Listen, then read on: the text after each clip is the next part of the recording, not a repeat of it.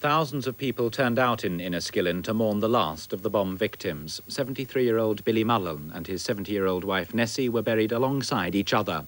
They'd stopped at the cenotaph on their way to church when the bomb went off.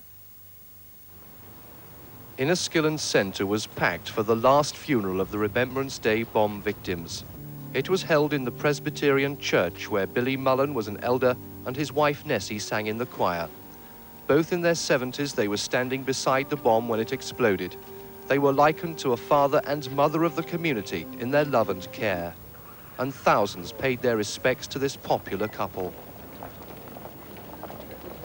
In front of the ruined community centre, a wreath was laid at the cenotaph.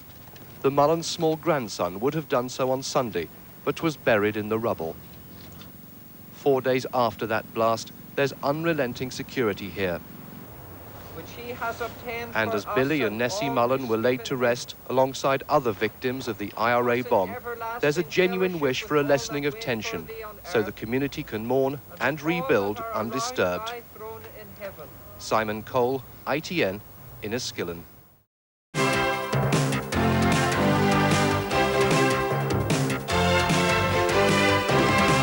Thousands turn out for Enniskillen's last farewell. Chief Constable warns of more IRA killings to come. Unionists take agreement protest to London.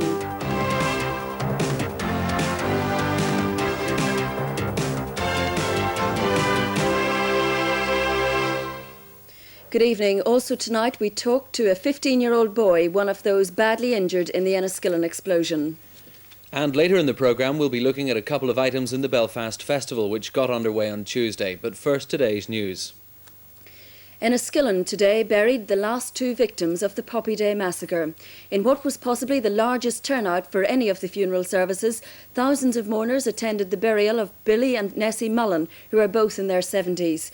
For the third day running, shops and offices in the town were closed as a mark of respect. This report from Jeannie Johnston.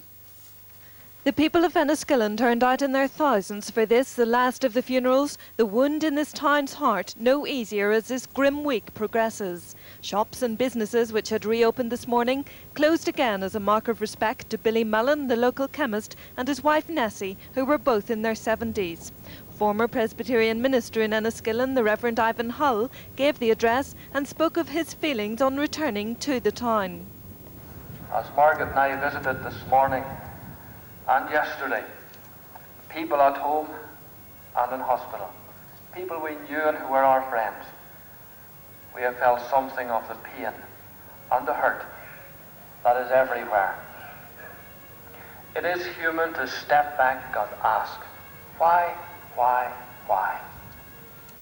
For the Reverend David Couples, it was his third funeral service in as many days. He tried to find new words of comfort for yet more bereaved sons and daughters. The cortege passed the fashion shop owned by the Mullan's daughter Margaret. The funeral had had to be delayed until she could fly home from a safari holiday which she'd won in a window display competition. Hundreds of letters of sympathy have been arriving for the bereaved families, many containing donations to the appeal fund, which now stands at £25,000. Among them a letter from Ain Gibb, the man who lost both his parents in the Hungerford massacre. He said he wanted to express his shock and horror at what he called this senseless act of violence. Meanwhile, 17 of the injured are still in hospital. Tonight, a special mass will be held in St Michael's Roman Catholic Church in Enniskillen, where Cardinal Thomas Sophie will say prayers for the victims. Last night, around 1,000 people of all religions and from all walks of life gathered to keep vigil at the War Memorial. The Lakeland town has buried its dead. Now the townspeople must gather up the threads of their shattered lives and look to the future. But today they can only look back at the images of Enniskillen's blackest week.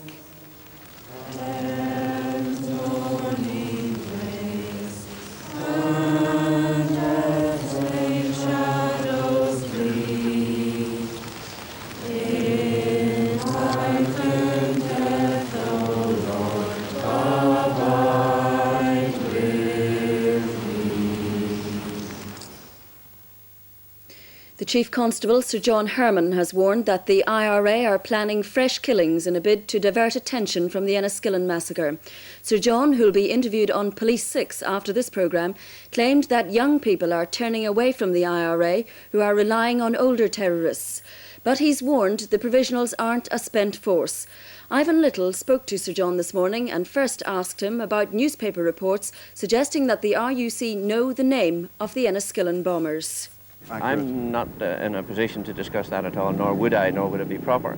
I will say that we are pursuing it diligently and we are asking for total cooperation. The bomb that was defused in Pettigo, you've linked that to Enniskillen. Do you believe that the remains of that bomb could give you vital clues? I can't say that either. I will say that it was an equally vicious bomb, very cunningly concealed, and I have already mentioned that far from having any sense of regret as to the murder of 11 people, superb people from Enniskillen, they endeavoured to plant a 1,200-pound bomb in Belfast that same evening. I mean, those apologists in provisional Sinn Féin cannot seek to find refuge from their culpability in all of this.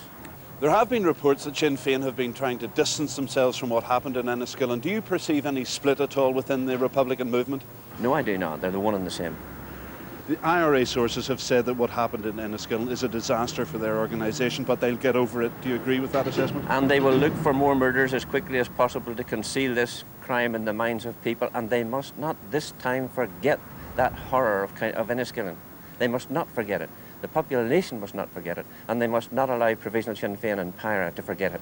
You've said that you've received cooperation from right across the divide. Yes. Do you believe that nationalists are turning against the IRA then?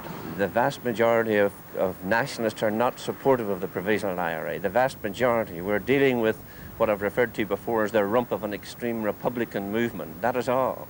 And they are losing support, not gaining it. And how could any reasonable, God-fearing people give them any support in future after that carnage? But do you believe that the remainder of the support, the few people that are supporting in this, could be a turning point for them as well? There are some people who cannot be turned, and there are extremists on both sides. Let us make it clear. These senseless assassinations which are taking place have got to stop also. It's not all on one side, but PIRA carry by far the greatest culpability, responsibility for what is happening.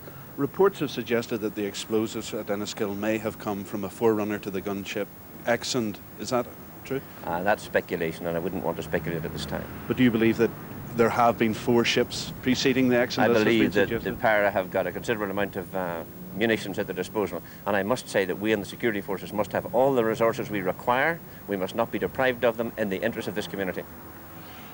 With the Exond losses and the setback that Enniskillen must inevitably be, do you believe that there is any sense that the IRA are on their last legs? No, they're not. They are vicious. They have got people who have been murdering and bombing over many years. They're relying more on those older school people because the younger people are beginning to have more sense. But no, they are certainly not a spent force. We need the total cooperation of 2 governments, from Dublin, from London and Northern Ireland, to deal with this threat, because it is an all-Ireland threat. You're satisfied that that cooperation is forthcoming? That cooperation must be forthcoming in the interest of the population of this island.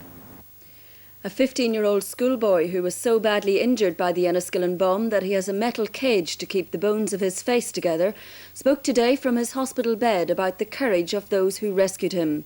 Stephen Ross, who was engulfed in rubble when the blast occurred, praised the soldiers who dug him from the debris and the nurses at Altnagelvin Hospital, where he's recovering. He also spoke of his feelings for the bombers who killed and maimed people he stood with on Remembrance Sunday. Well, I think it was a dastardly thing if the IRA to do. They've got no respect for life at all. I don't know how anyone could do such a thing.